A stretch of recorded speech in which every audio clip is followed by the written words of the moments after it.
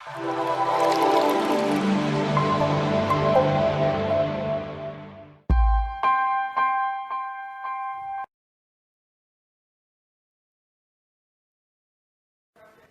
वालेकुम, मैं हूं धनक और ये है धनक जिंदगी की धूप ज़हन की बारिश। क्या हाल है आप सबके? उम्मीद है आप सब ठीक होंगे।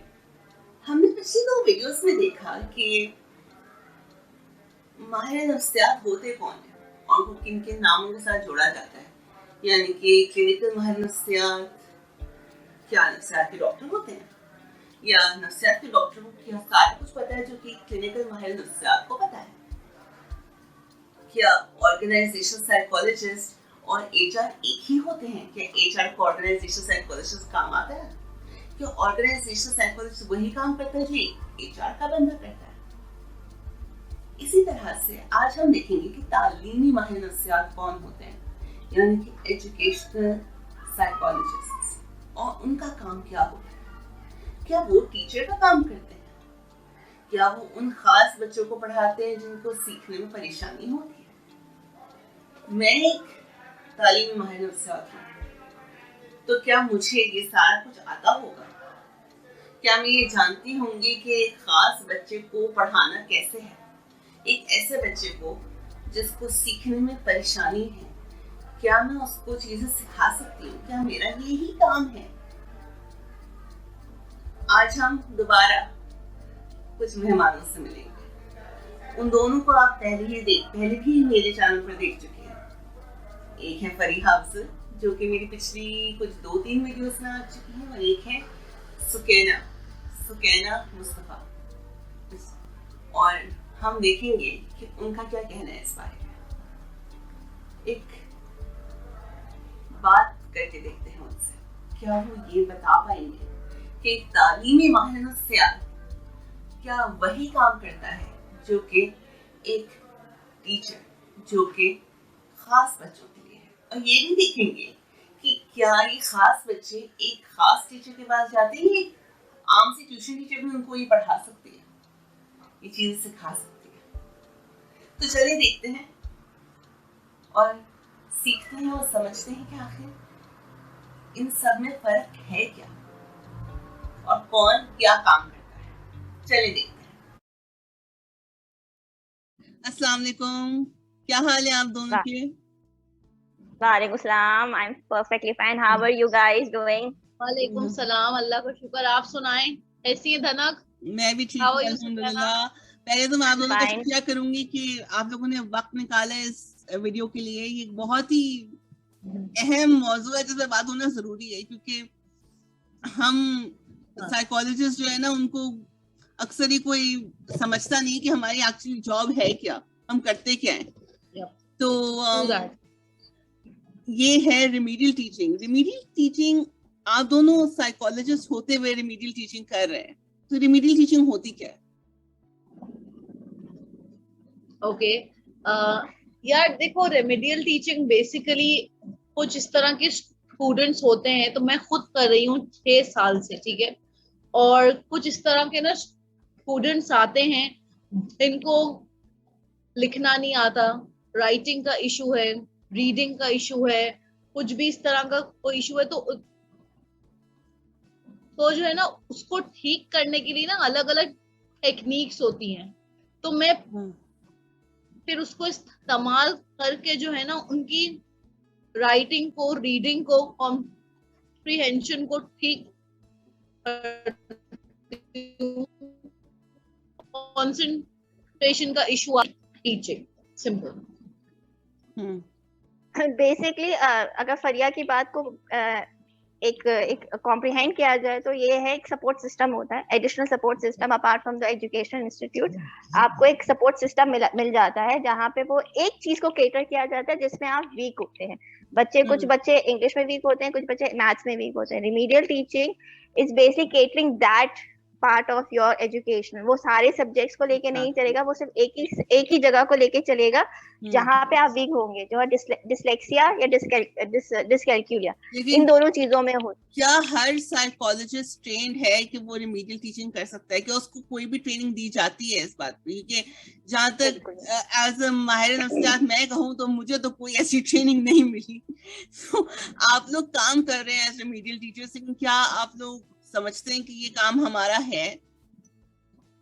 देखिए, उसके लिए आपको एजुकेशन साइकोलॉजी का एक अलग फील्ड है, रिमीडियल एक अलग फील्ड है। आपको उसके लिए स्पेशल ट्रेनिंग दी जाती है, स्पेशल एजुकेशन एक डिग्री ऑलरेडी मौजूद है पूरे पाकिस्तान में, पाकिस्तान क्या पूरे दुनिया में मौजूद है स्पेशल एजुकेशन, जिसमें आपको कुछ चीजें सिखाई जाती है। जैसे फरिया ने कहा कि कुछ टेक्निक्स वो इस्तेमाल करती हैं, वही टेक्निक्स आपको सिखाया जाता है किस बच्चे के साथ कौन सी टेक्निक इस्तेमाल की, किस किस्म की टेक्निक इस्तेमाल की जाती है। तो साइकोलॉजी एंड रिमीडियल टीचिंग बहुत दोनों अलग अलग चीजें हैं। हाँ, कुछ साइकोलॉजिस्ट करते हैं, लेकिन वो अगर उसमें ट्रेंड होते हैं तो वो रिमीडियल टीचिंग करते हैं, वरना नहीं करते हैं। आप टेक्निक्स की बात कर रही हैं, तो मतलब कैसी टेक्निक्स होती है रिमीडियल टीचिंग में? मतलब रिमीडियल टीचिंग में क्या होता है जो आम टीचिंग में नहीं होता? हाँ, है ना, ऐसी बहुत सारी टेक्निक्स होती हैं। फॉर एग्जाम्पल एक मैं आपको ये बताऊंगी कि अगर किसी स्टूडेंट को सी लिखना नहीं आ रहा हो, ठीक है, ए लिखना नहीं आ रहा हो, एस लिखना नहीं आ रहा हो, तो मैं उसको इस तरह से सिखाऊंगी कि फॉर एग्जाम्पल उसको मैंने हाथ लिया उसका, और उसके बाद उसको मैंने कहा कि चलो अब हम कुछ फील करते हैं। तो वो फील के जो है ना, उसी थ्रू हम लोग क्या करेंगे, सीखेंगे लिखना सी, हाउ टू राइट सी के, ताकि उसको रिकॉग्नाइज हो जाए और इजीली लिख सके। तो उसका मैंने हाथ पकड़ा और फिर उसके बाद उसको मैं कहूं कि अपनी आंखों को क्लोज कर दे, ठीक है। अब वो यूं अपनी आंखें रखेगा, फिर उसके बाद मैं उसके हाथ पे ना यूं लिखूंगी सी, इट्स सी।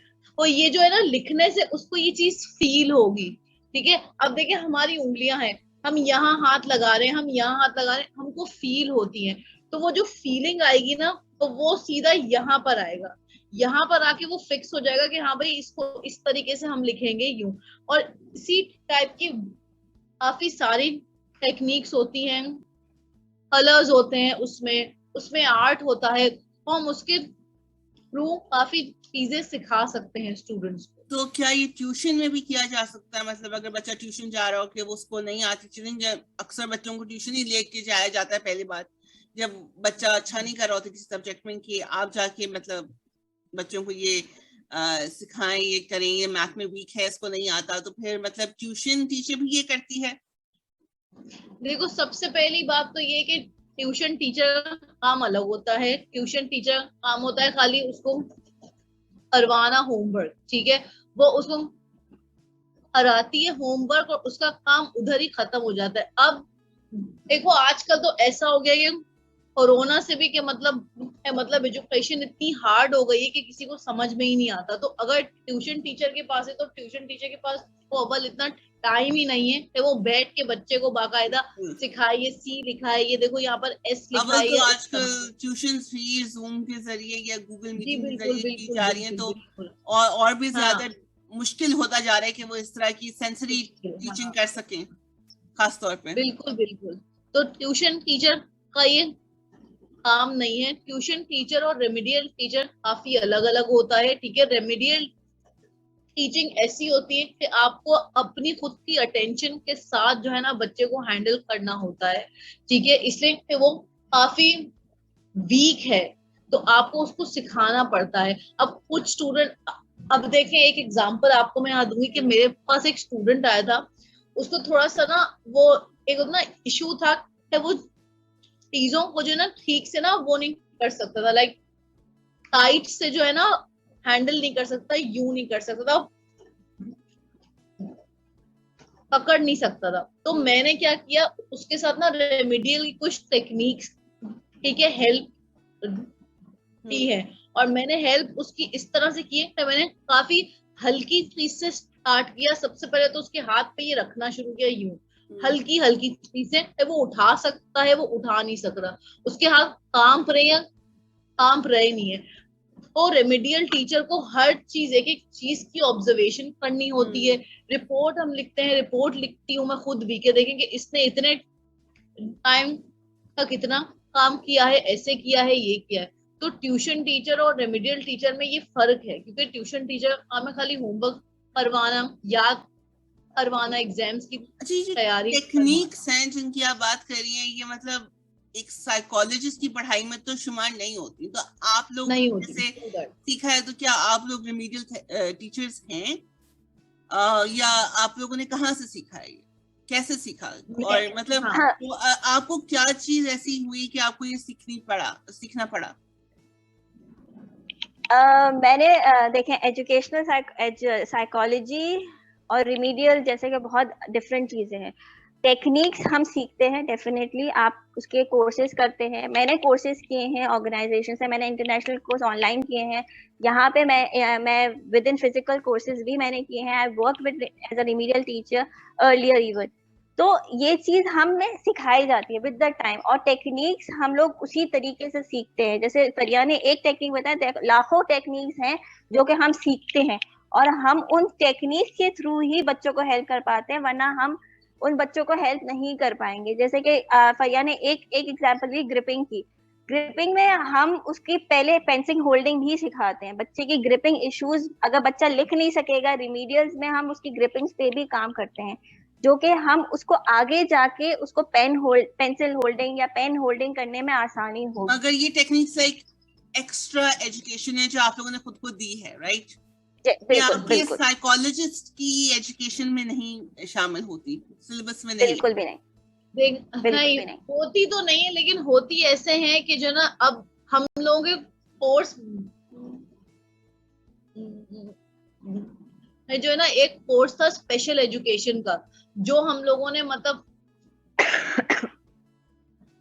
पूरा एक कोर्स होता है, हमको सब बताते हैं उसमें कि इसमें तरह की चीजें होती हैं, ऐसा होता है। तो ये जो कोर्सेज होते हैं ना, तो ये तो किए हुए हैं ऑब्वियसली, लेकिन इसके अलावा खुद से सीखा है, तो मैंने तो खुद से सीखा है कि मैंने रिसर्चेस की हैं, ठीक है, और काफी मतलब रेमेडियल थेरेपिस्ट पे जो मतलब चीजें होती है कि किस तरह से होता है, और ये सब मैंने इसीलिए किया क्योंकि तो मुझे खुद इंटरेस्ट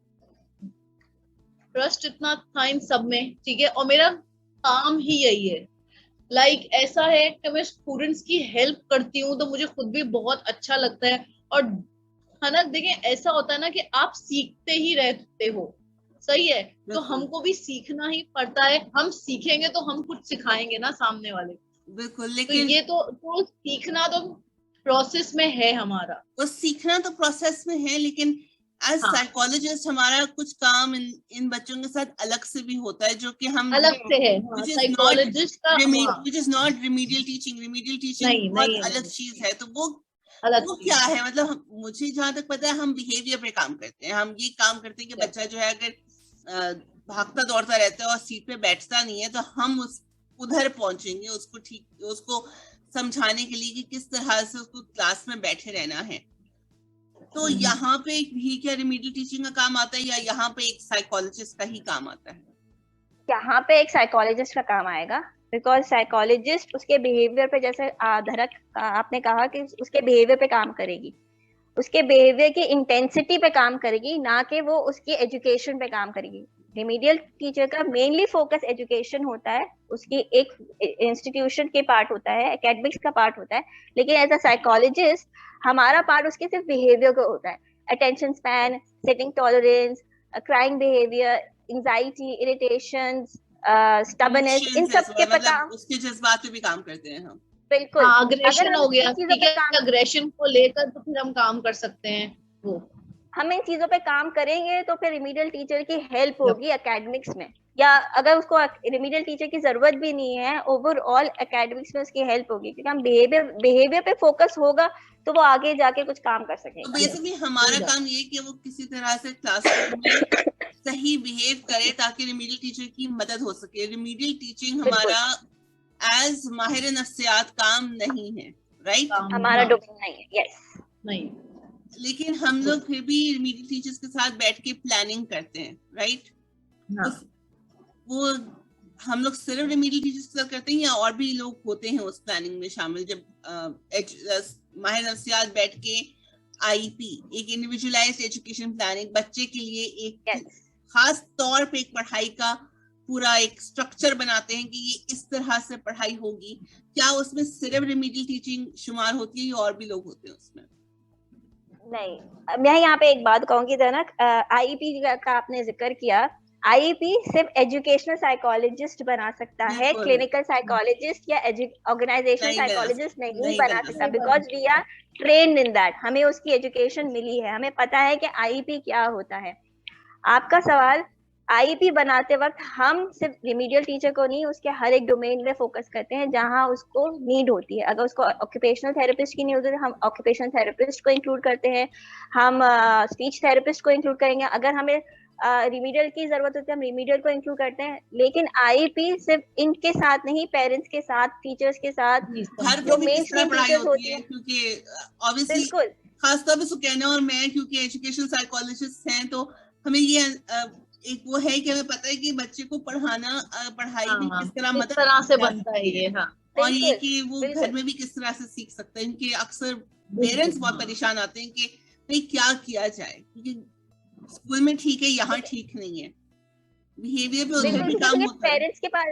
पेरेंट्स के पास मोर देन 24/7 पेरेंट्स के पास होता है। रिमीडियल थेरेपिस्ट या स्कूल में या साइकोलॉजिस्ट के पास बोला जाए तो 1 घंटे के लिए आएगा, 1.5 घंटे के लिए आएगा, उससे ज्यादा वो नहीं बैठता। तो हम जितना काम करते हैं ना, अगर वही काम घर के अंदर भी होगा तो फिर बेनिफिट मिलेगा, वरना बेनिफिट्स बिल्कुल भी नहीं मिलेंगे। अगर आप एक्सपेक्ट कर रहे हो कि 2 घंटे के लिए वो आपकी इंस्टीट्यूशन में आ रहा है, तो 2 घंटे में 5 दिन के लिए, 5 दिन में वो एक अच्छा बच्चा बन जाएगा, तो इट्स हाईली इम्पॉसिबल। जैसे आजकल लोग वैसे मैजिक समझते हैं कि हम लोग जादू कर रहे हैं, बिल्कुल बहुत ज्यादा, बहुत ज्यादा होता है।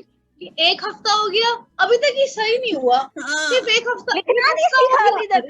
लिटरली ये सुनने को मिलता है। साथ होता है कि मतलब हर चीज कब टाइम चाहिए होता है यार ठीक होने में। हाँ, बोलना क्यों नहीं सीखा अभी तक, लिखना क्यों नहीं सीखा है? Give him some time, he will grow up, he will eventually do it. भाई हर एक चीज का एक वक्त होता है, एटलीस्ट 3 से 4 महीने लगते हैं एक बच्चे को एक स्किल पे अच्छा होने के लिए। उसको उसके ऊपर हद तो ये है कि बच्चा जो रेगुलर स्कूल्स में छोटे बच्चे, मतलब जो बिल्कुल प्राइमरी स्कूल के बच्चे, उनको लोग कह रहे हैं कि अरे इसको ये नहीं आता, ये आई कांटेक्ट नहीं बनाता, ये वो नहीं करता, और हम लोग वहां कह रहे होते हैं भाई ये बच्चा अभी तो मतलब चलना शुरू हुआ है, आप कैसे एक्सपेक्ट कर सकते हैं कि उसको सब कुछ आ जाएगा।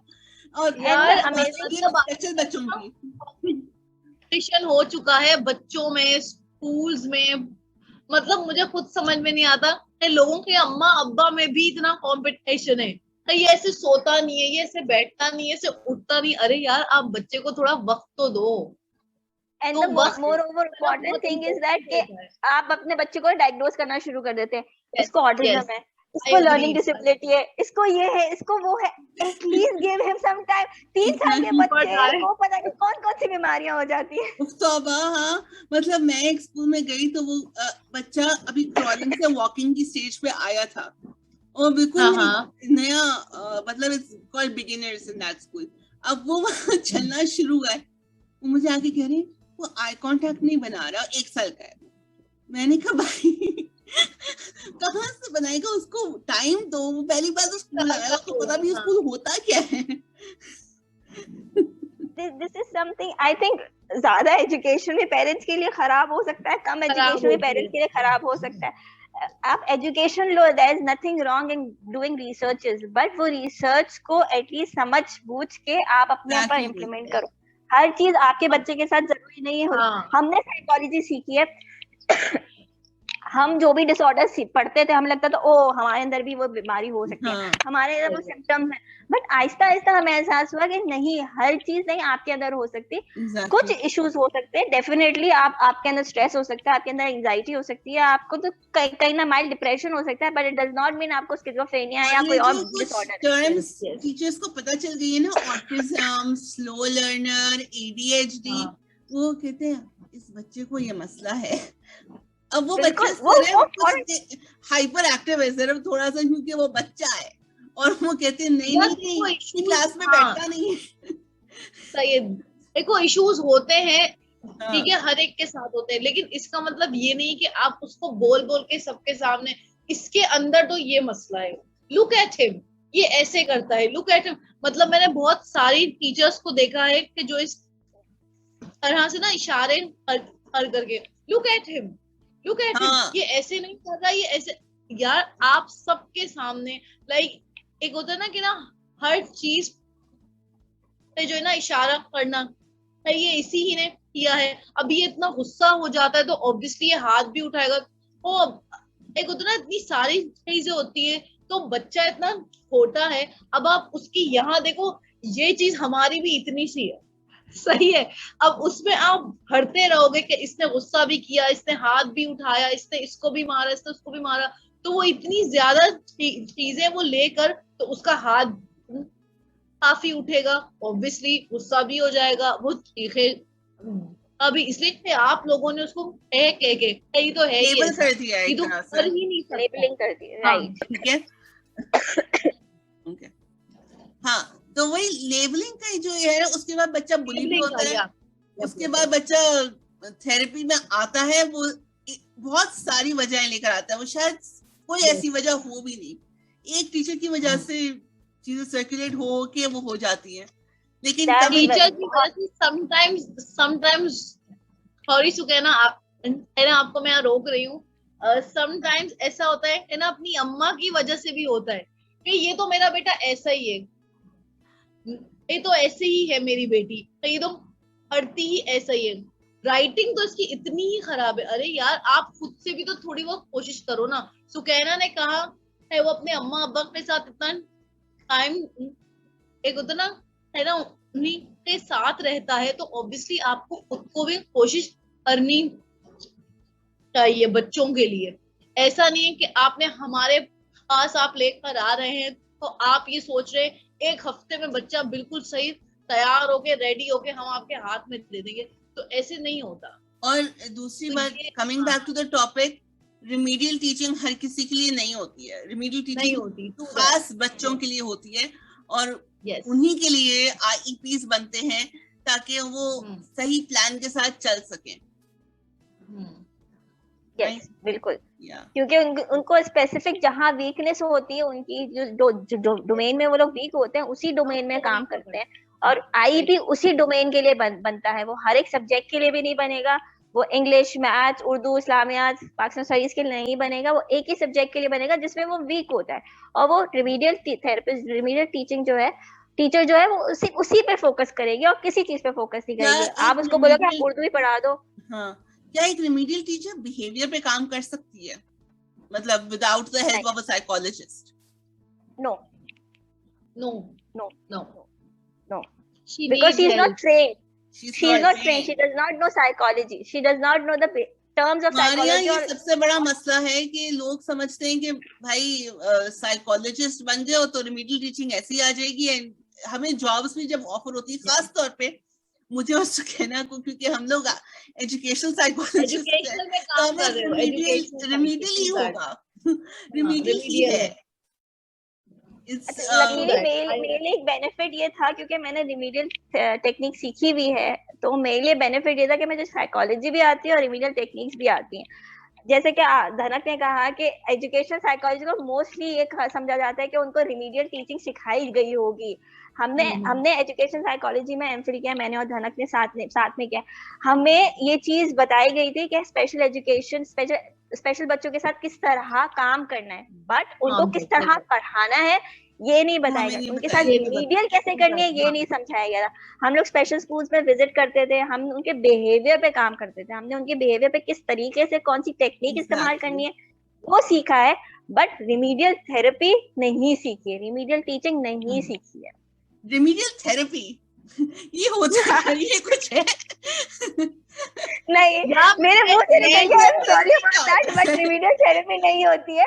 दैट इज समथिंग हाँ that is unconscious on my mind. हाँ, that is remedial something, therapy क्या होता नहीं, है? रिमीडियल थेरेपी नहीं होती है। Let me make it clear, remedial therapy बिल्कुल भी नहीं होती है, क्योंकि बहुत सारे लोग आके बोलते हैं हम रिमीडियल थेरेपिस्ट के पास आए, रिमीडियल थेरेपी करना है, एंड आई वाज लाइक ठीक है तुम रेमेडियल लोग टीचर होता है, हाँ रेमेडियल बिल्कुल। थेरेपी या रेमेडियल थेरेपिस्ट तो नहीं होता यार। तुम तो, मैं खुद 6 साल से ये सब कर रही हूँ, तो मैं रेमेडियल टीचर हूँ, ठीक है, मैं रेमेडियल थेरेपिस्ट नहीं हूँ, क्योंकि कुछ टेक्निक्स आती हैं तो आप एज अ टीचर आप उनको अप्लाई करते हो, ठीक है। स्टूडेंट आ रहा है आपके पास, कोई सा भी इशू एक होता है ना, वो लेकर आ रहा है राइटिंग का कोई इशू, वो लेकर आ रहा है, तो उसकी राइटिंग को ठीक करना, उसके लिए अलग अलग टेक्निक्स करना, तो ये टीचर का काम है, ठीक है।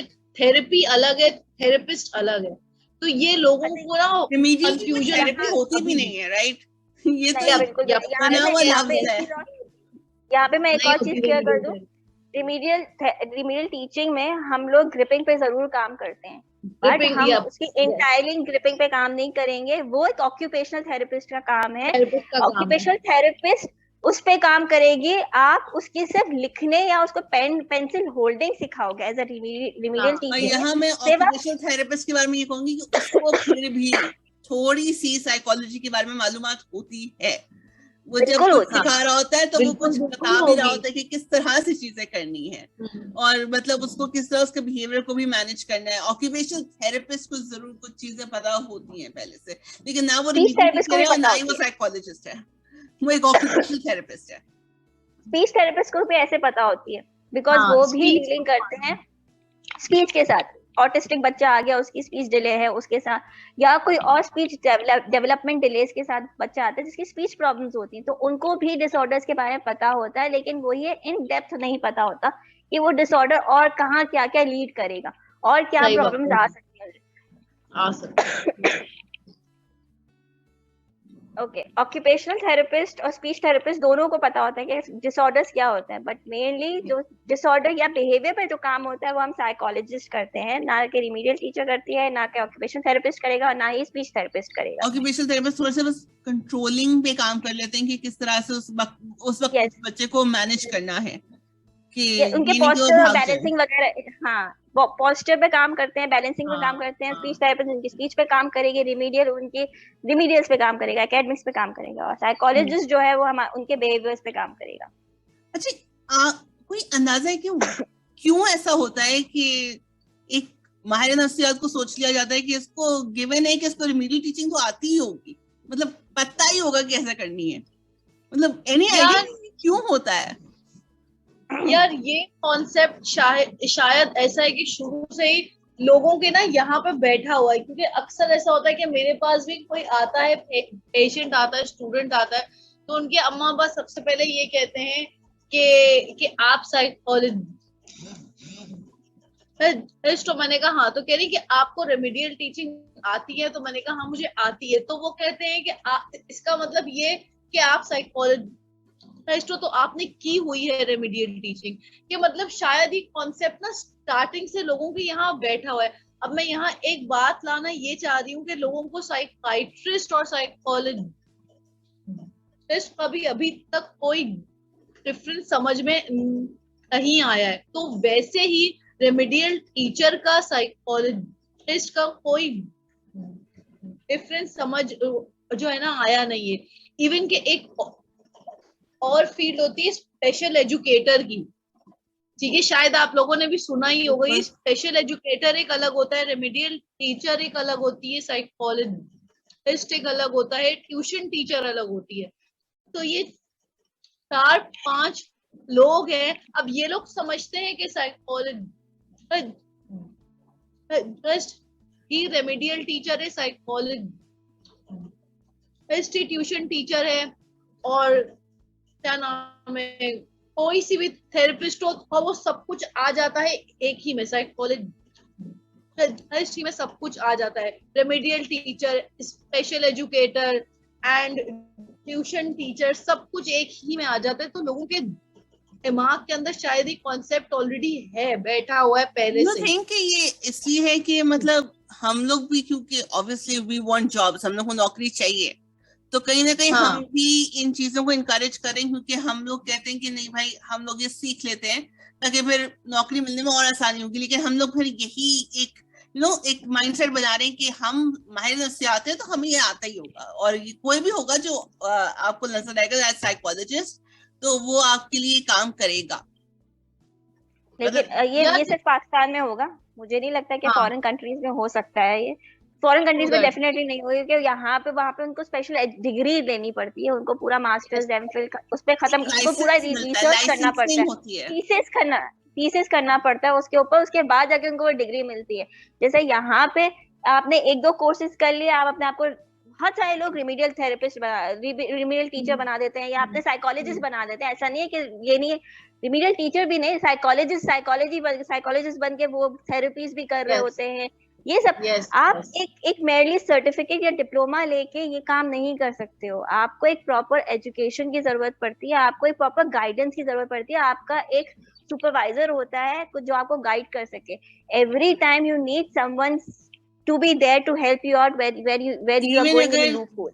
साइकोलॉजिस्ट जो है वो पीएचडी भी कर लेता है, तब भी उसको अपने पीयर सुपरविजन, मतलब अपने दोस्तों से पूछना होता है कि मतलब ये इट्स नॉट लाइक कॉन्फिडेंशियलिटी, हम लोग छोड़ रहे हैं, हम लोग ये नहीं बताते कि वो है कौन, कहाँ से आए, क्या है। हम लोग केस डिस्कस करते थे कि हमें एक दूसरे से नॉलेज मिल सके कि किस तरह से और मजीद मैं इसको हैंडल कर सकती हूँ, और इसमें कोई खराबी नहीं है। हम लोग अभी भी करते हैं, मैं धनक फरिया, हम सब एक दूसरे से कंसर्न कर रहे होते हैं, कि पूछ रहे होते हैं कि मेरे पास कोई बच्चा आता है कि आई गो एंड आस्क फरिया कि इसके पास क्या थेरेपी यूज करनी है, किस तरह की टेक्निक इस्तेमाल करनी है। मैं ये नहीं बोलती I am perfect, nobody is perfect, but हमें पेयर सुपरविजन की हमेशा जरूरत पड़ती है। लेकिन coming back to my question, मैं अपने सवाल पे वापस आऊं तो क्या, आई एम सॉरी करिए मैं आपकी बात काट रही हूँ, मैं सिर्फ ये कह रही हूँ कि coming back to my question कि क्या जॉब्स के चक्करों में हम लोग भी इस बिलीफ को इनकरेज कर रहे हैं, यस और no? Kind of maybe yes. Kind of we are encouraging this thought, क्योंकि लोगों को ना अभी तक अवेयरनेस डिफरेंशिएट करना नहीं है।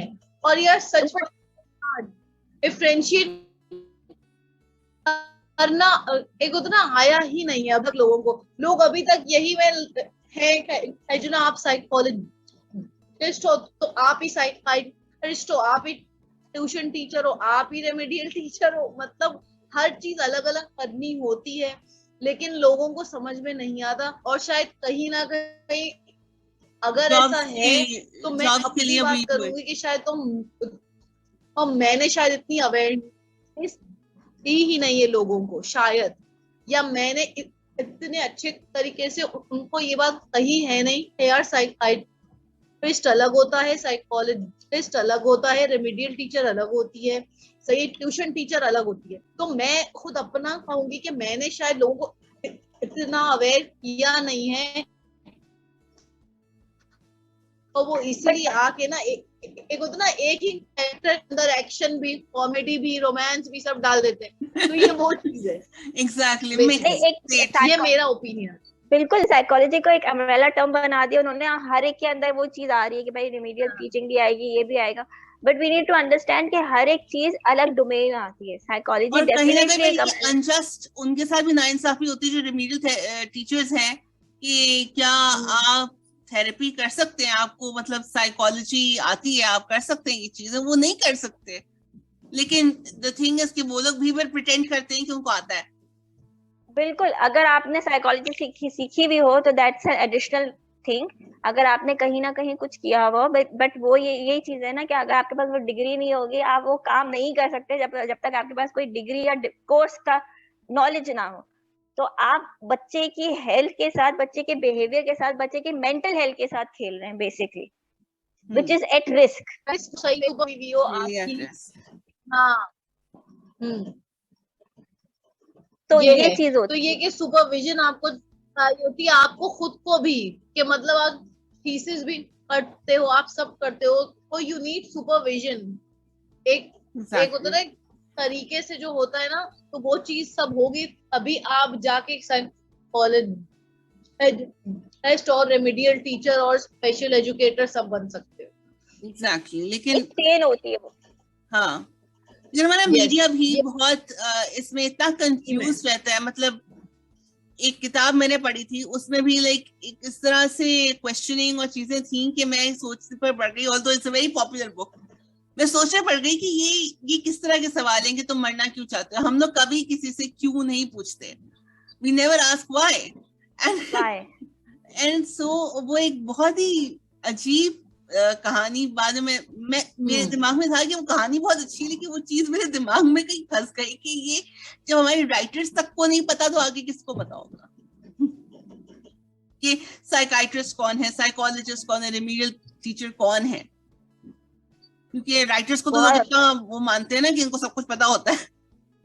हाँ नहीं, मैं भी एक सीरियल देख रही थी कुछ दिन पहले ही, और उस सीरियल में एक बिहेवियरिस्ट है, वो बिहेवियर को पढ़ता है, और it's a very good serial, it's a very good thing, but उसमें भी कहीं ना कहीं लूप होल्स मुझे दिखे कि यार वो इतना परफेक्शन के साथ हर एक चीज पढ़ रहा है, आपके आईज कांटेक्ट ये है इस तरह। हम एक परफेक्शनिस्ट के साथ आपको नहीं बता सकते कि आप इस वक्त क्या सोच रहे हैं, ठीक है, हम दिमाग नहीं पढ़ सकते हैं, लेकिन उस कभी कभार उस सीरियल को देखने के बाद मैंने ये मैं भी अपने अपने पर सेल्फ डाउट कर, मैं ये क्यों नहीं कर सकती, आई वाज लाइक मैं ये क्यों नहीं कर सकती, रियलाइजेशन में कि we can not do it because we are हम ह्यूमन। बॉडी लैंग्वेज देखते हैं, हम देखते हैं हम किस तरह बैठे हैं, क्या बात कर रहे हैं, लेकिन इसका मतलब ये नहीं कि हमें ये हम पता है कि आपके दिमाग में क्या हम चल लोग रहा है। ऑब्जर्व कर सकते हैं। हाँ, सही बात है, बिल्कुल। हम लोग ऑब्जर्वेशन के थ्रू हम बता सकते हैं, लेकिन आजकल तो चलते फिरते किसी को अगर पता चले कि आप साइकोलॉजिस्ट हो, सबसे पहले आके मैं क्या सोच रहा हूँ। आप मेरा फेस पढ़ सकती है। अल्लाह, यूनिवर्सिटी में मेरे साथ हुआ था जब मैं बैचलर्स कर रही थी, तो मेरे साथ यूनिवर्सिटी में हुआ मेरा था। फेस तक, मैं यूनिवर्सिटी में थी तो वो तो मुझसे रेमेडियल टीचर में एक क्या बीबीए फर्क की लड़की ने पड़ेगा। पूछा था कि हाँ अच्छा तो आप, और मैं सेकंड सेमेस्टर में थी, तो मतलब उस वक्त तो मुझे कुछ भी नहीं पता था, तो सच्ची हाँ बात है। हाँ तो वो मुझसे आती थी, आप फेस रीड कर सकती हैं, आप बता सकती हैं क्या सोच रही हूँ। मैंने कहा ले, अब पता चला मैं साइकोलॉजी की दुनिया में वाकई आ गई हूँ। हम फ्यूचर बता सकते तो हैं, आपके साथ आप पता ये फ्यूचर सोचो कि लोग रेमेडियल टीचर और ट्यूशन टीचर में ऐसे मतलब इवन डिफरेंशिएट होगा कि लोग हमें ये रेगुलर बोलते हैं कि हम शक्ल देखकर चीजें बता दें। इवन ठीक है, रेगुलर टीचर को लोग समझ लेंगे उसको सब कुछ आता होगा, कुछ सिखा सकती है। अगर आपने मेरे बच्चे को ना सिखाया तो आप किस काम की हैं। Faya, I have सही a बात है। question for you here. Faya, I have a question for you here. How do you discriminate the role of these two? ठीक है ना, एक देखो मेरे दिमाग में भी क्वेश्चन है रेमेडियल टीचर का और ट्यूशन टीचर का, तुम ये रोल किस तरह, तुम दोनों करती हो, तुम ये रोल कैसे डिस्क्रिमिनेट कर सकती हो, मुझे ये बताओ। Sorry, I am asking. Role एक तुम देखो तुम्हारे पास ट्यूशन बच्चा टीचर, आया, हाँ हाँ मैं दोनों करती हूँ। हाँ हाँ ठीक है ना, तो हाँ तुम अपने आप को किस तरह बता सकते हो कि इस बच्चे को रिमीडियल टीचिंग की, मुझे पता है, धरक को पता है, but for the audience I am asking कि तुम्हें कैसे पता चलेगा कि इसको ट्यूशन, यहाँ पे ट्यूटर की जरूरत है, यहाँ पे रिमीडियल टीचर की, बिकॉज ऑब्वियसली वैलिड तुम दो क्वेश्चन। रोल्स एक साथ कर रही हो, तुम हाँ दो रोल्स एक साथ कर रही हो, कहीं ना कहीं तुम्हें लगेगा ना कि नहीं यहाँ पे रिमीडियल की जरूरत है, I switch to remedial teaching, नहीं नहीं नहीं मुझे टीचर ट्यूटर बनना है, तो तुम उस चीज को कैसे डिस्क्रिमिनेट या उस रोल को कैसे स्विच करती हो। यार देखो, सबसे पहली बात तो मैंने रेमेडियल में जो स्टूडेंट्स होते हैं ना, तो वो अलग हैं, ठीक है, उनको तो मैं अलग रखती हूँ, उनके अलग सेशंस होते हैं। सही है। अब फॉर एग्जांपल ऐसा होता है कि कोई एक आया है, ठीक है, कोई एक स्टूडेंट आया है, अब वो स्टूडेंट और मुझे कहता है कि इसको ट्यूशन की नीड है, सही है, तो मैं उससे सबसे पहले तो पूछती हूँ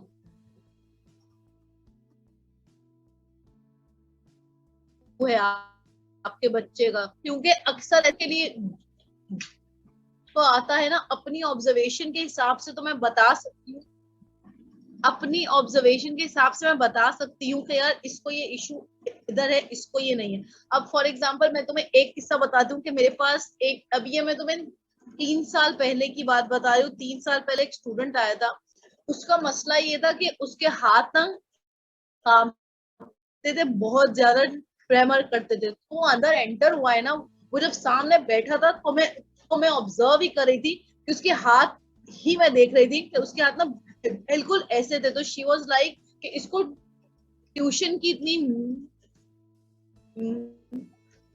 नीड है, इसलिए ये लिख नहीं सकता, ठीक है, ये ना लिख नहीं सकता, इसके हाथ इतने कांपते हैं। तो मुझे वहां समझ आ गया कि यार ट्यूशन की नीड नहीं है, इसको सबसे पहले हमें लिखना सिखाना है,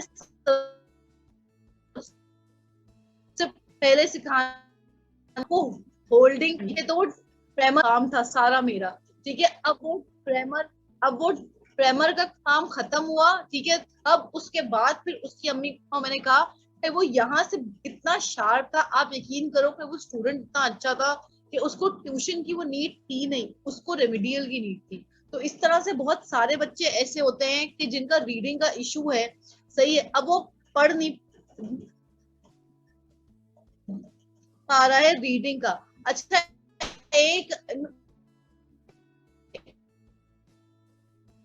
अम्मा ऐसा आई थी कि जो कहती इंग्लिश नहीं आती, सही है। अब तुम इशू सुनो, उसको इंग्लिश नहीं आती, ठीक है। तो मैंने बोला अच्छा इंग्लिश नहीं आती, तो कह रही हाँ आप इसको इंग्लिश सिखाए ना। मैंने कहा ठीक है मैं इंग्लिश सिखा दूंगी, लेकिन यहाँ इशू क्या है आपके बच्चे के साथ ना। तो मैंने फिर उसको एक ना किताब रखी थी, और मैंने वो किताब इससे आगे रखी, मैंने कहा आप इसको रीड कर सकते हो। तो उसको रीडिंग में इशू हो रहा था, उसको वो समझ नहीं अब आ रहे अगर थे मैं कि यहाँ ये पूछा, I'm sorry मैं तुम्हें क्या लिखे। मुझे ये बताओ कि बोलो। लाइक अगर ये होता है, अच्छा यहाँ पे ये एक सवाल और बहुत अहम है कि हम लोग को कब पता चलेगा कि बच्चे को एक एजुकेशनल साइकोलॉजिस्ट की जरूरत है, एक रिमीडियल की जरूरत है, या एक ट्यूशन टीचर की जरूरत है? ये कैसे हम डिसाइफर कर सकते हैं, किस तरह हम लोगों को समझ में आएगा? फर्स्ट करो, एक स्कूल में हम लोग ऑब्जर्व कर रहे हैं एक बच्चे को, हमें कैसे समझ में आएगा कि उसको उसकी जरूरत है क्या? या और देखो सेकेंडली जैसे कि वन मोर सुकैना ने क्वेश्चन कहा, कि हाँ, हम लोग ये पेरेंट्स, हाँ, हाँ, हमारे यहाँ जो वालिदैन होते हैं वो बहुत ज्यादा रेजिस्टेंट होते हैं कि हमारे बच्चों को मसला नहीं है। अब आई थिंक तारे जमीन पर हम सब ने देखी हुई है, राइट? हाँ, हाँ, हाँ, उसमें जब वो आमिर खान जाके उनको बोलता है कि वो उनको बोलते हैं कि आपके बच्चे को डिसलेक्सिया है, वो कहते हैं क्या वो मेंटली रिटार्डेड है?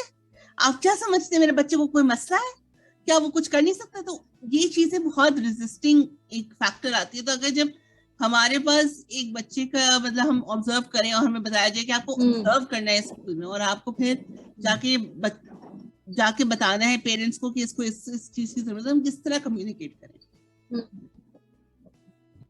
Yeah, देखो, when I was working as an educational psychologist, first of all, every time when there's a kid, आपको टीचर्स को लूप पे लेना जरूरी होता है, बिकॉज टीचर मेनली क्लासरूम के अंदर होती है, हर बच्चे को वो ऑब्जर्व कर रही होती है, वो जानती है कि सुबह बच्चा कैसा था, दोपहर में बच्चा कैसा था, शाम रात छुट्टी के वक्त कैसा था।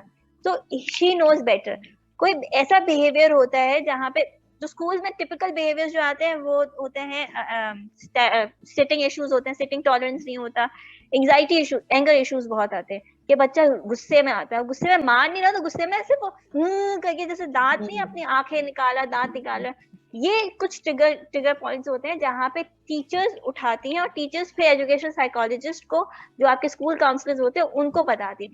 Then further on it leads to the observation, then obviously एक सिटिंग होती है बच्चे के साथ, उसके साथ कुछ थेरेपीज की जाती है, उसके बाद फिर उसको पता चल रहा है कि फिर एजुकेशन साइकोलॉजिस्ट कैन डिसाइड कि कहाँ पे मेनली इश्यूज आते हैं। बेसिकली बच्चा एकेडमिक्स में नहीं कर रहा होता, बेसिकली इसको इश्यूज आ रहे होते हैं, उसको सब्जेक्ट समझ नहीं आ रहा होता, तो वो सब चीजें बिहेवियर के थ्रू निकलती हैं, और जब बिहेवियर के थ्रू निकलती है तो पता चल जाता है कि कहाँ पे इशू आ रहा है। लेकिन जब डिनायल में पेरेंट्स हो, मतलब मानने को तैयार ही नहीं है कि मेरे बच्चे में कोई मसला है, और कहें कि नहीं भाई वो तो ऐसा ही है, वो हमेशा से ऐसा ही था, कोई ऐसा मसला नहीं है हमारे घर में। ये कुछ लोग होते हैं, जेनेटिक प्रॉब्लम भी होती है ना कुछ लोगों की, कि they have neuro developmental disorders, तो वो कहते हैं नहीं वो भी ऐसे ही थे, ये भी ऐसा ही है। तो फिर उस वक्त हम क्या ऐसा कह सकते हैं पेरेंट्स को कि वो बात समझें, you know, how will they understand कि बच्चे को वाकई में जरूरत है? अच्छा, personally what I used to do when I was working, sorry for I'm cutting. I personally used to have a proof before meeting the parents. मेरे पास एक पूरा proof होता था evidence के तौर पे. मेरी observation होती थी, बच्चे के साथ sitting होती थी, जो भी बच्चे के साथ problem है वो चीज होती है, recorded चीजें होती हैं. So before sitting with the parents, a psychologist should have enough proof to tell कि हमें ये doubt है. उसके बाद आप assessment करते हो, जो हमारा न्यूरो साइकोलॉजिकल असेसमेंट होता है वो आप उसके रेकमेंड करते हो. फिर आपको एक बेनिफिट ऑफ डाउट जो आपके अंदर आता है कि आप मैं फॉर समथिंग से बच्चे को डिसलेक्सिया है, लेकिन मैं सिर्फ डाउटली बोल सकती हूँ कि मुझे लग रहा है ये डिसलेक्सिया है. उस बेनिफिट ऑफ डाउट को क्लियर करने के लिए असेसमेंट्स होते हैं जो कि एक साइकोलॉजिस्ट करता है प्रोफेशनली. ठीक है, हम वो असेसमेंट करते हैं, उसके बाद जाके हम उसको प्रॉपर डायग्नोसिस दे सकते हैं कि बच्चे को ये इशू है and this is the thing and we recommend कि आप ये चीजें उसके साथ करो या ये चीजें उसको प्रोवाइड करो, तो it would be benefit for the child.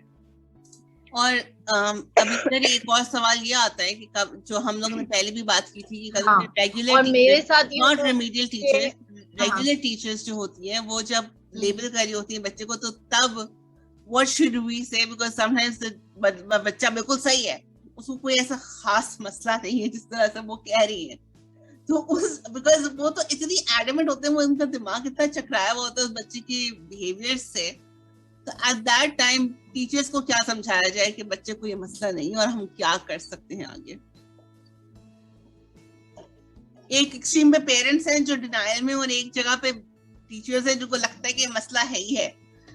अच्छा, यहाँ पे आई वुड सजेस्ट कि यहाँ पे स्कूल्स जो होती है ना, उनको एक प्रॉपर ट्रेनिंग दी जानी चाहिए टीचर्स को. बेसिकली एक छोटा बहुत उनको आइडिया होना चाहिए कि बच्चे के अंदर किस तरह की चीजें आनी चाहिए, बच्चे के बिहेवियर्स पे किस तरह से वो खुद काबू पा सकती हैं या खुद एटलीस्ट उनको इम्प्रोवाइज कर सकती हैं. Science and symptoms training sessions होने चाहिए बेसिकली. बिल्कुल ट्रेनिंग सेशंस होने चाहिए जहाँ पे टीचर समझे, यहाँ पे टीचर समझे. और फर्स्ट एंड फॉरमोस्ट टीचर को ये बात बतानी चाहिए कि लेबलिंग करना it's unethical, whether you are labelling करना, और एक चेकलिस्ट होनी चाहिए. I think science and symptoms not like the diagnostic criteria, लेकिन एक साइंस एंड सिम्टम्स की एक लिस्ट होनी चाहिए कि बच्चा उन सब में फॉल इन होता है, तो फिर आप कुछ सोचें. बिल्कुल, जैसे तारे जमीन का जिक्र किया था ना कि उस फिल्म के बाद सब टीचर से बता हर एक बच्चे को डिसलेक्सिया है. वो और अभी ऑटिज्म बड़ा उरूज पे चल रहा है. हर एक कहीं ना कहीं कोई ना कोई सीरियल में ऑटिस्टिक बच्चा दिख रहा है. आप मॉडर्न अमेरिकन सीरियल तो ये हो गई थी कि autism is the symptom of schizophrenia. Yes. तो आप वो जब टिप ऑफ द टंग आपको पता होता है ना कि भाई ये चीजें हैं, लेकिन आपको मेनली सिम्टम्स नहीं पता होते ये चीज भी किस वजह से है. आप बस बोल देते हैं मेरे बच्चे को ऑटिज्म है. भाई ऑटिज्म क्यों है एटलीस्ट बताओ तो सही, आपने क्या चीज पढ़ी है. नहीं मुझे पता है मेरे बच्चे को ऑटिज्म है, and that's kick off it कि भाई आपको पता नहीं कि ऑटिज्म की क्या सिम्टम्स है, क्या साइंस है, और आप बोलो ऑटिज्म है. भैया आपके साथ आपने इंटरनेट पे पढ़ लिया है, क्योंकि आपने इंटरनेट पे पढ़ लिया है कि अब देखो 1 साल का एक बच्चा है, ठीक है. हाँ, तो कुछ बच्चे ऐसे होते हैं ना कि वो हैंड फ्लैपिंग हो रही है, ठीक है. अब 1 साल का है वो बच्चा, अब वो हैंड फ्लैपिंग हो रही है, तो इसका मतलब ये कि उसको ऑटिज्म है. तो ये चीज गलत है ना, अम्मा खुद से सोच लेती है. अब एक बच्चा ऐसा है जो अपनी आंखों को यूं कर रहा है या यूं कर रहा है. अब इसका मतलब ये नहीं कि बच्चे तो इस तरह की बहुत सारी हरकतें करते हैं, ठीक है. 1 साल का हो गया या 2 इयर्स के, 3 साल के, इस तरह के बच्चे ऐसी हरकतें करते हैं. लेकिन आप इतनी सी एज ही में आप इंटरनेट से आप रिसर्च कर रही हो कि इसको ऑटिज्म है, तो ये तो फिर गलत बात है. लाइक पेरेंट्स मुझे याद है मेरी एक टीचर ने मुझे एक दफा बताया था एक एग्जाम्पल कि ना उनके पास एक बच्चा, वो एक पेरेंट आई बहुत परेशान कि ना इसको जरूर ऑटिज्म है, ये जो है नहीं. उन्होंने कहा कि इसको ऑटिज्म किसी ने डायग्नोज किया. उन्होंने कहा कि किस बात पे, वो जो है ना अपना नाम नहीं पहचानता, उसको नाम से बुलाओ तो कभी रिस्पॉन्ड नहीं करेगा. मैंने कहा हाँ। अच्छा, आप उसको घर में क्या बुलाते हैं? उसको घर में हर एक निकनेम से बुलाया जाता है, तो उस बच्चे को अपना नाम पता ही नहीं है कि है क्या। वो कोई चुन्नू कह रहा है, कोई मुन्नू कह रहा है, कोई कुछ कह रहा है, उस बच्चे को अपना नाम ही नहीं पता, तो वो कैसे रिस्पॉन्ड करेगा उस नाम पे? यही सारी बात है। हाँ, रिकग्नाइजेशन नहीं है यार इस तरह से बच्चों, और हमारी सोसाइटी का तो ये रोल है कि मतलब उसका अपना नाम होते हुए भी कुछ और ही बोला जाएगा, ठीक है।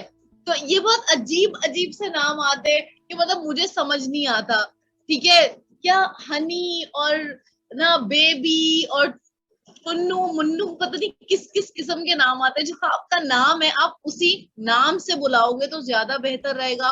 लाइक मेरे कजन है, उनको हम लोग एक अलग नाम से बुलाते हैं, तो जब हम लोग उनको उनके नाम से बुलाते हैं, वो मुझसे काफी बड़े कहते, मैंने अपना नाम इतना नहीं सुना भाई, चुप हो जाओ। वो नहीं पता, हाँ, वो नहीं सुनते होंगे, उनको आदत नहीं है हमारे मुंह से उनका अपना नाम सुनने की, इसलिए वो कहते हैं भाई चुप हो जाओ, मेरे अपने ऑफिस वाले मुझे अपने नाम से बुलाते हैं। यार आजकल के होते हैं इस तरह की ना अम्माएं बहुत होती हैं जो खुद ही से ना रिसर्चेस कर ली है ना, इसको ऐसे हो रहा है, ये हाथ हिला रहा है, ये उंगली ऐसे कर रहा है, डॉक्टर गूगल के पास चले गए ना, तो बस सब कुछ के पास चले गए, तो इसको ये मसला है। बट ऐसा होता नहीं है ऑब्वियसली। और आप फौरन ही बच्चे को बोलते, बहुत अच्छी बात है कि आप हमारे पास बच्चे को लेकर आ रहे हैं, लेकिन ना तो उस बच्चे को रिमीडियल टीचिंग की उस वक्त जरूरत है, ना ही उसको एजुकेशनल साइकोलॉजिस्ट की जरूरत है। उसको सिर्फ अटेंशन चाहिए। उसको थोड़ा सा बड़ा तो होने दो, आप उसको यहाँ से यहाँ आने दो, फिर यहाँ से यहाँ जाएगा, थोड़ा टाइम लगेगा। वो बच्चे वैसे ये एक अलमिया है, खास तौर पे मैंने देखा है कराची का, दूसरे शहरों में तो इतना ज्यादा नहीं है, क्योंकि मेरे कजन्स भी 4 साल की उम्र में ही स्कूल गए हैं, और हम लोग 1-2 साल की स्कूल में अगर हम लोग जाते भी हैं तब भी वो कहते हैं लेट है, मतलब पैदा होते ही 1 महीने के बच्चे को आप ले जाओ स्कूल, वरना बच्चे को एडमिशन नहीं मिलेगा। यहाँ तो क्राइटेरिया सेट है ना कि भाई आप I think 2.5 years you have to get your still let. मेरे टाइम पे भी, और मैंने अभी भी देखा है, तो जब तक इवन आप आखिरी टाइम पीरियड में जो आपकी होता है, बेबी हुआ भी नहीं होता, आप तभी जाके उस बेबी की रजिस्ट्रेशन करवा देते हैं, ताकि आपको पता नहीं होता लड़का है लड़की है, भाई आप तो बच्चे का एडमिशन करवा दो कि आपका बच्चा होने वाला है, आपको एडमिशन करवाने की जरूरत है, which is not right। आप बच्चे को और शी वाज लाइक यार मैं इसका कौन से स्कूल में एडमिशन, अरे भाई पहले उसको आने तो दो, हॉस्पिटल की तो सोच लो, फिर स्कूल के बारे में सोचना। नहीं ना, ये तो करना ही नहीं है। और one of my friend is अभी expecting, तो वो ये सोच रही है, या मुझे ये बोलती सुकैना मैं कौन से स्कूल में, मैंने अभी तो बच्चे को आने तो दो भाई, फिर बच्चे के स्कूल के बारे में सोचना कि कौन से स्कूल में, पहले हॉस्पिटल के बारे में सोचो। कॉम्प्लिकेशंस होते हैं ड्यूरिंग द बर्थ, आपको नहीं पता कि सर्वाइवल किसका होगा भी कि नहीं होगा, कौन बचेगा कौन आएगा इस दुनिया में, किसी को नहीं पता। पहले से स्कूल में चले जाओ, सब कुछ अल्लाह के हाथ में है। नहीं, क्योंकि यार ये देखो ना, half information half knowledge is always dangerous. आपको अगर तालीम हासिल करिए तो पूरी इंफॉर्मेशन हासिल करो, अच्छा, हाफ नॉलेज नहीं हासिल करो। और मैंने ये देखा है कि बच्चा जब अटेंशन सीकिंग कर रहा होता है क्लास में, अगर वो भाग रहा है या वहाँ कर रहा है, जरूरी नहीं है कि उसको ADHD ऑटिज्म जैसा मसला हो, उसके पेरेंट्स को टाइम नहीं देते, वो भाग रहा है, वो अग्रेशन दिखा रहा है, ये एक नॉर्मल पेरेंट्स नहीं, टीचर्स पे भी होता है कि टीचर्स ध्यान नहीं दे रही हो आप पे। आपके क्लास के अंदर 30 बच्चे होते हैं, हर एक बच्चे के ऊपर ध्यान नहीं देती है teachers, which is fair enough. मैं टीचर्स को भी ब्लेम नहीं करूंगी इस पे कि यार 30 बच्चे को किस तरह वो ध्यान दे, इंडिविजुअल अटेंशन नहीं दे सकती, फिर बच्चा नेगेटिव अटेंशन सीकिंग करता है, negative way of attention. Labelling should not be the thing कि आप लेबल कर दो बच्चे को, वो नहीं करे, labelling is not an excuse.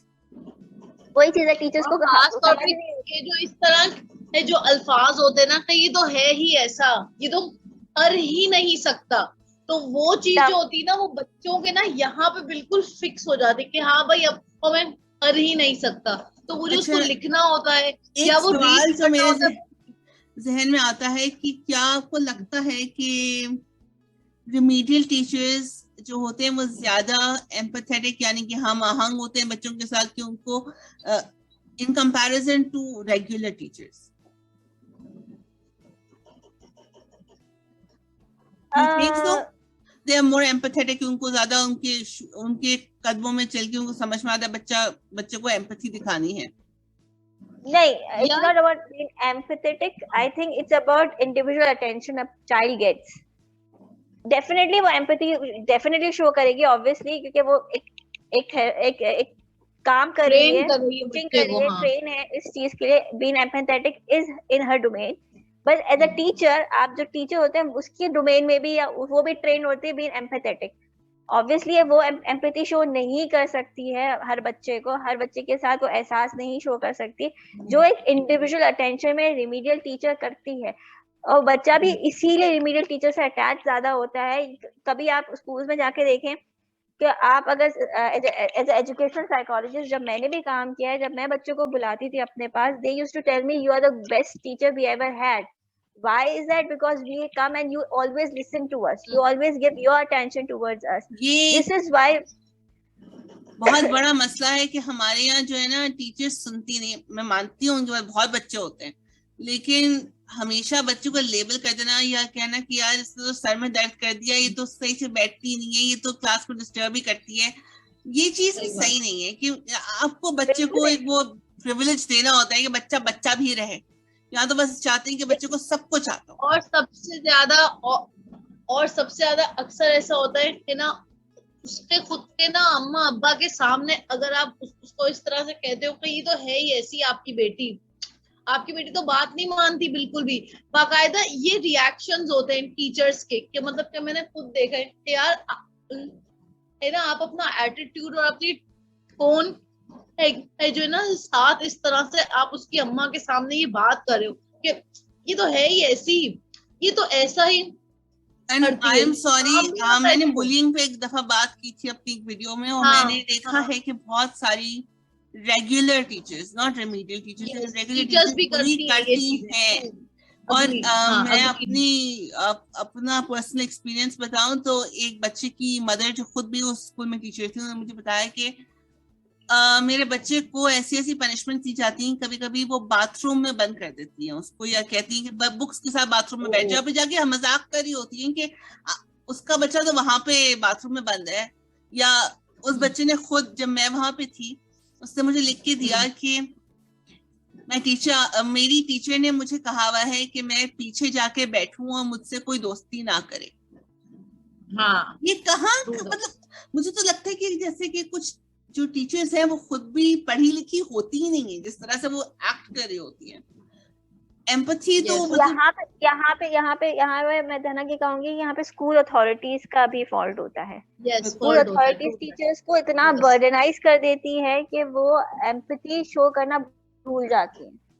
वो अपने खुद के बच्चों पे एम्पैथी शो नहीं करेगी तो गैर के बच्चों पे क्या एम्पैथी शो करेगी? क्योंकि वो इतना फ्रस्ट्रेटेड, ओवरबर्डन होती हैं कि वो चाह के भी नहीं कर पाती हैं. उन्हें लगता है कि नहीं, अगर हमने एम्पैथी शो कर भी दी तो हमारे लिए क्या बेनिफिट है, हमें बता दो. तो हमें कोई बेनिफिट नहीं मिलता. इन जगहों पे आपको क्या लगता है एजुकेशनल साइकोलॉजिस्ट का क्या रोल है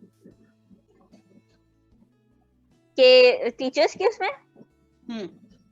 कि जब टीचर ये कर रही है, बुलिंग कर रही है या लेबलिंग कर रही है, तो उस वक्त हमारा क्या रोल है? हम उनको क्या कह सकते हैं कि हम लोग, हमारी भी कुछ बाउंड्रीज होती है, हम काफी चीजें नहीं कह सकते हैं, तो उधर हम क्या बोलेंगे? क्योंकि अगर जैसे टीचर ने कह दिया हमारा काम है, आप रहने दें, आप तो हमेशा यही कहती रहती है कि मतलब ये चीजें करेंगे, ये चीजें काम नहीं आती, बच्चा बिगड़ जाएगा. देखिए, फर्स्ट ऑफ ऑल मैं ये कहूंगी कि यहाँ पे स्कूल अथॉरिटीज को कॉन्फिडेंस पे लेना बहुत जरूरी होता है. एज एजुकेशन साइकोलॉजिस्ट आप या कोई भी साइकोलॉजिस्ट होगा, स्कूल काउंसलर, वो स्कूल अथॉरिटीज को इस यहाँ पे कॉन्फिडेंस में लेके, कुछ स्कूल के रूल्स बदले जा सकते हैं. ऐसा नहीं कि सारे रूल्स बदले जाएं, लेकिन कुछ स्कूल के रूल्स बदले जा सकते हैं for the benefit of teacher and students both. Teachers training, जैसे फरिया ने बात की थी, टीचर्स ट्रेनिंग होनी चाहिए वंस इन अ मंथ और ट्वाइस इन अ मंथ, जहाँ पे टीचर्स को ट्रेन किया, टीचर्स को ट्रेनिंग देनी चाहिए कि वो आगे बच्चों को किस तरह केटर कर सके. और स्कूल अथॉरिटीज और टीचर्स दोनों साथ मिलके काम करेंगे with educational psychologist, with remedial teachers, तो ही बच्चों के साथ कुछ ना कुछ अच्छा कर सकेंगे, हम बच्चों को ब्लॉसम कर सकेंगे. वरना हम बच्चे के साथ कुछ भी नहीं कर सकेंगे until unless all these people in this together. अगर हम आईईपी वाली बात भी कहें तो इन सब में ये सब साथ होते हैं, तभी बच्चा आगे बच्चे के साथ कुछ हम कर सकते हैं। बिल्कुल।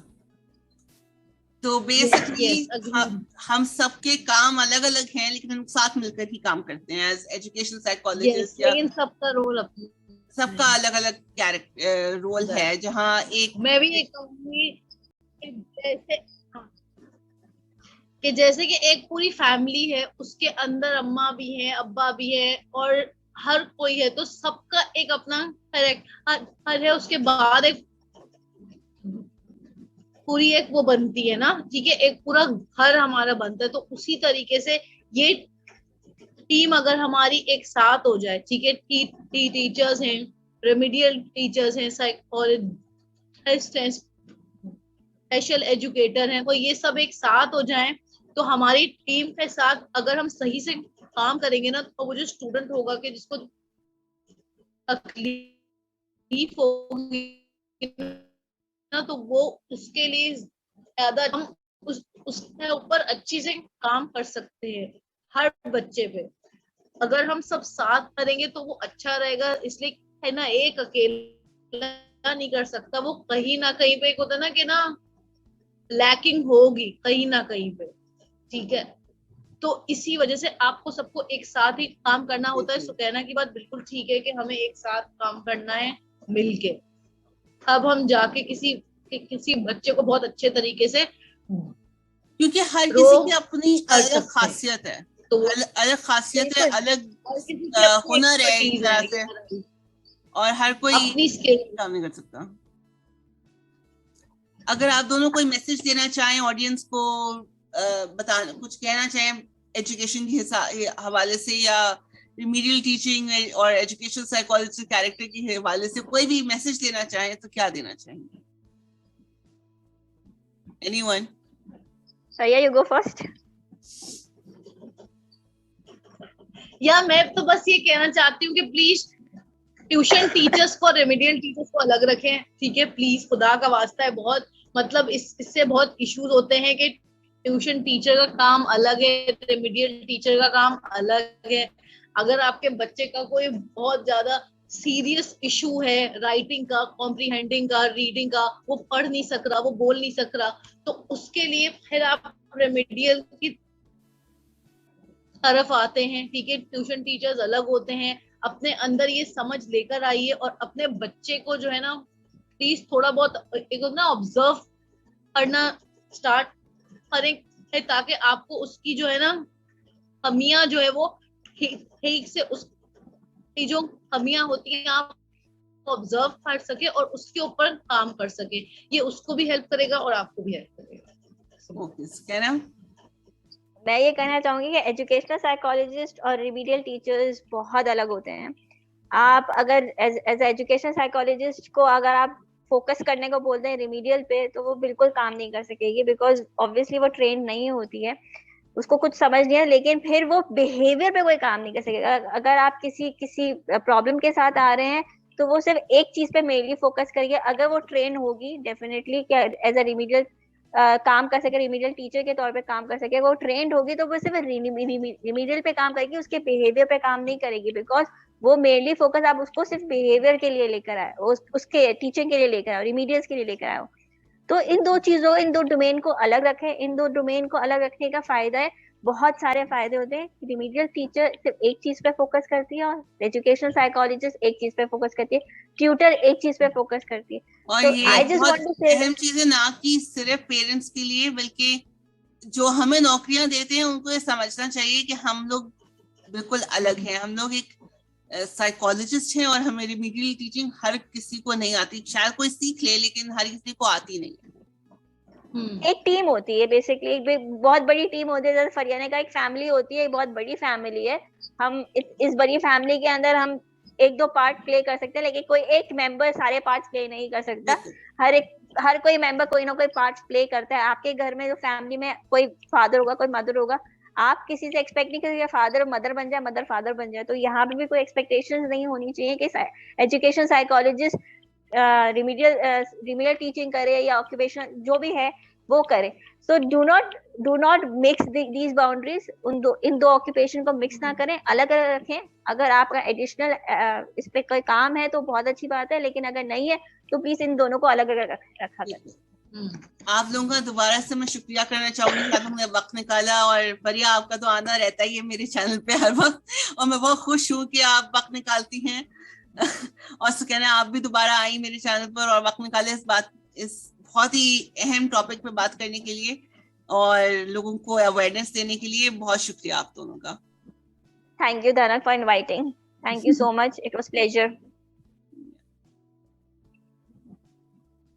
Thank you so much. हाँ, कि आप हमें हमेशा इनवाइट करती रहती हैं, आप हमसे जो है ना इंफॉर्मेशन लेती रहती हैं, हमको आपसे कुछ ना कुछ सीखने को मिलता रहता है, तो उसके लिए थैंक यू सो मच। मुझे लगता है लर्निंग जो है ना वो दोनों की तरफ से होती है। मुझे भी काफी चीजें नहीं पता, और अगर मैं अपनी ऑडियंस को बेहतर से बेहतर तरीके से चीजें बताना चाहती हूँ तो वो मैं अकेले नहीं बता सकती। जैसे मैंने कहा ना सब पीयर सुपरविजन की, यहाँ पे भी पीयर लर्निंग और पीयर नॉलेज की बहुत जरूरत है कि हर कोई अपना कॉन्ट्रीब्यूशन दे, और आप लोग मेरे बुलाने पे आ जाते हैं, मेरे लिए बहुत बड़ी बात है। थैंक यू, जज़ाकल्लाह। Thank you. ओके, अपना बहुत ख्याल रखिएगा और इंशाल्लाह हम फिर मिलेंगे किसी और वीडियो के लिए। अल्लाह हाफिज। इंशाल्लाह।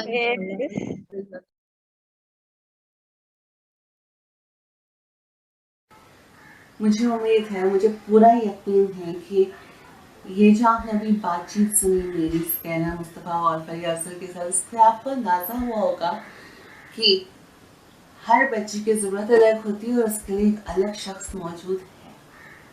एक तालीमी माहिर नफ्सियात आपके बच्चे के रवैये पे, उसके जज्बात पे, उसके उठने बैठने पे काम करेगा, उसको थेरेपी देगा, उसके लिए एक IPN की इंडिविजुअलाइज्ड एजुकेशन प्लान बनाएगा, यानी कि तालीमी प्लान जिसके ज़रिए ये पता चल सके कि बच्चे की ज़रूरियात क्या है, उसको किस किस शख्स के पास जाने की ज़रूरत है, चाहे वो ऑक्यूपेशनल थेरेपिस्ट हो, रेमेडियल टीचर हो, चाहे वो स्पीच थेरेपिस्ट हो, उसको किन लोगों की ज़रूरत है जो उसकी मदद कर सकते हैं बेहतर सीखने में।